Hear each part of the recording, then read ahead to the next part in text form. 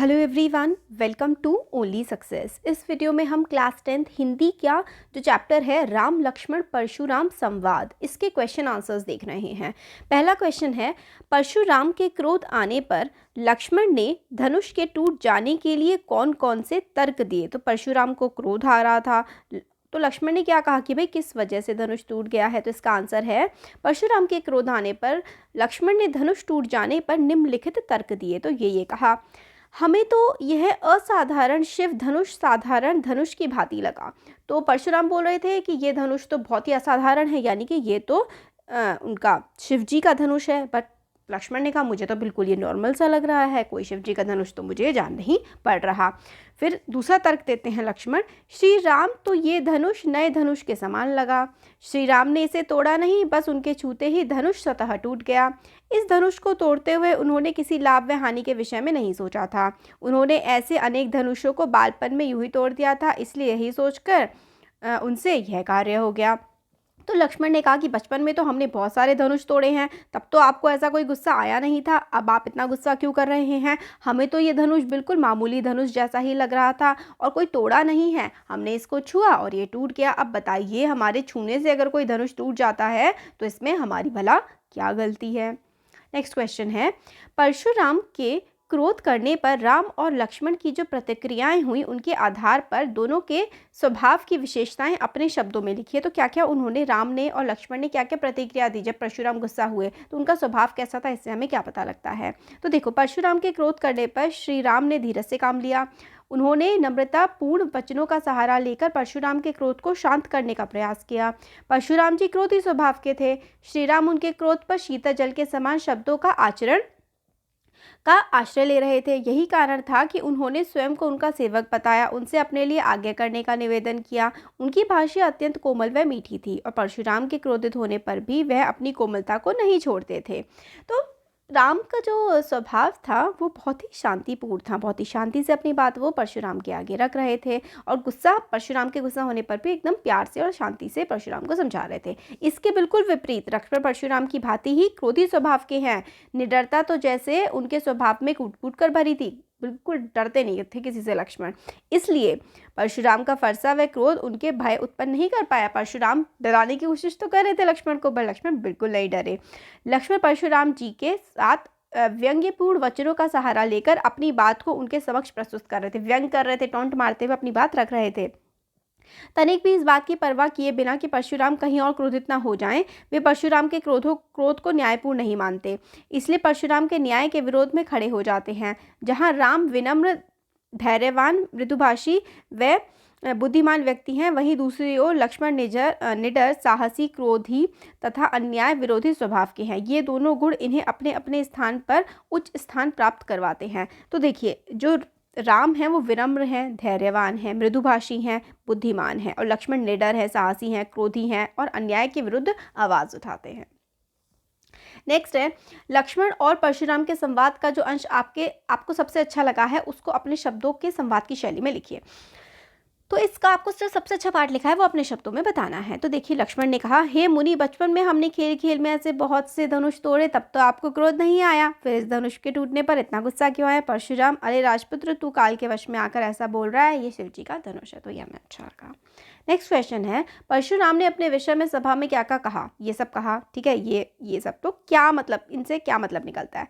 तो परशुराम ने अपने विषय में यह कहा कि वे बाल ब्रह्मचारी हैं और क्रोधी स्वभाव के हैं। बाल ब्रह्मचारी, उनके कोई बच्चे नहीं हैं, उनका विवाह नहीं हुआ है। समस्त विश्व में क्षत्रिय कुल के विद्रोही के रूप में वो विख्यात है, मतलब पूरी दुनिया में वो क्षत्रियों को मारने वाले जाने जाते हैं, क्षत्रियों को मारते हैं वो। वे आगे बड़े अभिमान से अपने विषय में बताते हुए कहते हैं, उन्होंने अनेक बार धरती को क्षत्रियों से विहीन कर इस पृथ्वी को ब्राह्मणों को दान कर दिया। तो उन्होंने कहा कई बार उन्होंने सारे क्षत्रिय मार दिए और ब्राह्मणों को दान दे दिए धरती, और अपने हाथ में धारण इस फरसे से सहस्त्र बाहु की बाहों को भी काटा है। इसलिए हे नरेश पुत्र, मेरे इस फरसे को भली भांति देख ले। राजकुमार, तू क्यों अपने माता पिता को सोचने पर विवश कर रहा है। मेरे इस फरसे की भयानकता गर्भ में पल रहे शिशुओं को भी नष्ट कर देती है। तो कह रहे होते हैं कि भाई मैंने तो इतनी इतनी बार मारा, सारे क्षत्रियों को धरती से ख़त्म कर दिया है और ब्राह्मणों को दान कर दिया है, हर कोई मेरे फरसे से डरता है, तो अपने माँ बाप की तो सोच, तू मर जाएगा तो क्या होगा। इस तरीके की बातें परशुराम लक्ष्मण से कह रहे होते।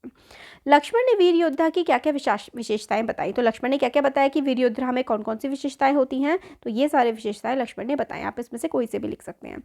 तो दो चार, वीर योद्धा स्वयं अपनी वीरता का बखान नहीं करते अपितु वीरता पूर्ण कार्य स्वयं वीरों का बखान करते हैं। तो देखिए इसमें क्या है, जैसे वो अपने बारे में अपने मुंह मियाँ मिट्ठू बन रहे थे ना परशुराम, तो लक्ष्मण ने कहा वीर अपनी बातें खुद नहीं करते हैं, अपने बारे में नहीं बताते हैं, खुद उनके कार्य वीरों के बारे में बताते हैं।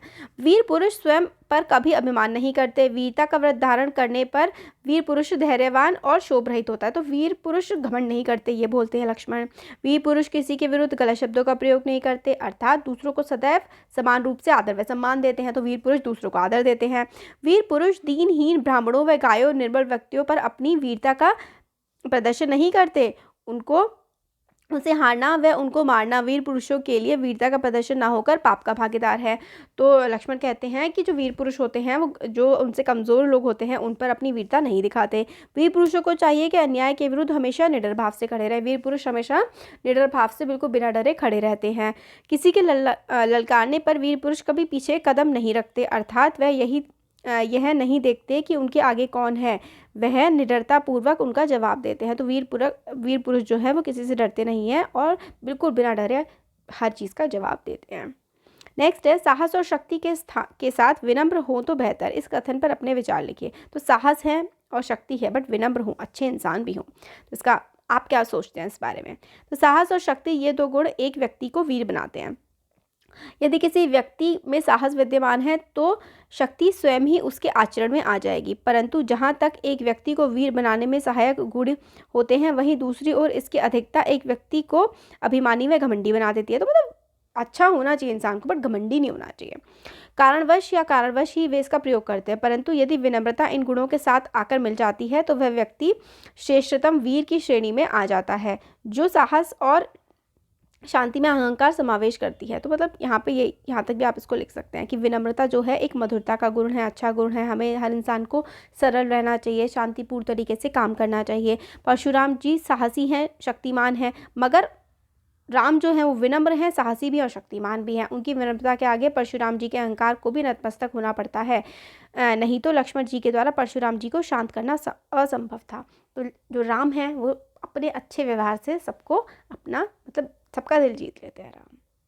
नेक्स्ट है भाव स्पर्श करना है, ये जो दोहा है, ठीक है, इसका भाव प्रसंग है। इसका प्रस्तुत जो पंक्तियां हैं तुलसी राम द्वारा रचित रामचरितमानस से ली गई हैं। उक्त पंक्तियों में लक्ष्मण जी द्वारा परशुराम जी के बोले हुए अपशब्दों का प्रत्युत्तर दिया गया है। तो परशुराम बहुत ज़्यादा उल्टा सीधा बोल रहे थे ना, तो लक्ष्मण उनका उत्तर देते हैं। भाव ये है कि लक्ष्मण जी मुस्कुराते हुए मधुर वाणी में परशुराम पर व्यंग कसते हुए कहते हैं, हे मुनि, आप अपने अभिमान के वश में हैं। मैं इस संसार का श्रेष्ठ योद्धा हूँ। आप मुझे बार बार फरसा दिखाकर डरा रहे हैं। आपको देखकर तो ऐसा लगता है मानो फूंक से पहाड़ उड़ाने का प्रयास कर रहे हो, अर्थात जिस तरह एक फूंक से पहाड़ नहीं उड़ सकता उसी प्रकार मुझे बालक समझने की भूल मत कीजिए। मैं इस फरसे को देखकर डरूंगा नहीं। तो वो लक्ष्मण कह रहे होते हैं कि आप मुझे बालक समझकर ये मत सोचिएगा कि आप मुझे डरा लेंगे अपने फरसे से। इसका देखिए प्रसंग जो है तुलसीदास जी से लिया हुआ है। परशुराम जी जो है वो जवाब दे रहे हैं, परशुराम जी को लक्ष्मण जवाब दे रहे हैं। भाव ये है कि लक्ष्मण जी अपनी वीरता और अभिमान का परिचय देते हुए कहते हैं, हम भी कोई कुंभड़वतिया नहीं है, सिर्फ बात करने वाले नहीं हैं जो किसी भी तर्जनी देकर मुरझा जाएं। मैंने फरसे और धनुष बाण की अच्छी तरह से देख लिया है, इसलिए ये सब आपसे अभिमान सहित कहता हूँ, अर्थात हम कोमल पुष्पों की भांति नहीं हैं जो जरा से छूने मात्र से मुरझा जाएं। हम बालक अवश्य हैं, परंतु फरसे और धनुष बाण हमने बहुत देखे हैं, इसलिए हमें नादान बालक समझने का प्रयास ना करें। तो वो कहते हैं कि हमें कोई साधारण या ऐसा ही बालक ना समझे कि आपके फरसे से डर जाएंगे, और हम कोई छुई मुई भी नहीं है कि बुझ जाएंगे। हम अभिमानी बालक हैं, हम डरते नहीं है किसी से। नेक्स्ट जो है इसमें क्या है भाव, इसका भाव ये है कि विश्वामित्र अपने हृदय में मुस्कुराते हुए परशुराम की बुद्धि पर तरस खाते हुए मन ही मन कहते हैं कि गतिपुत्र अर्थात परशुराम जी को चारों ओर हरा ही हरा दिखाई दे रहा है, तभी तो दशरथ पुत्रों राम व लक्ष्मण को साधारण क्षत्रिय बालकों की तरह समझ रहे हैं।